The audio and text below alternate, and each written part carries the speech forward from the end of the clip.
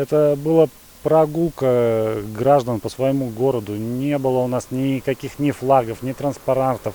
И я же говорю, что так очередь в Евроопте можно абсолютно назвать массовым мероприятием, если там поднять вопрос, начиная от ценообразования, и уже президента точно в данном случае лучше не трогать, потому что могут еще приплести и оскорбления, и клевету. Это уже уголовные статьи. То есть 23-34 у нас уже получается как бы это минимальное, на что можно рассчитывать, если ты недоволен.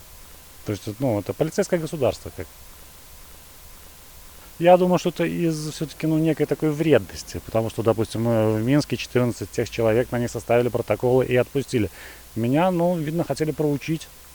Как-то так.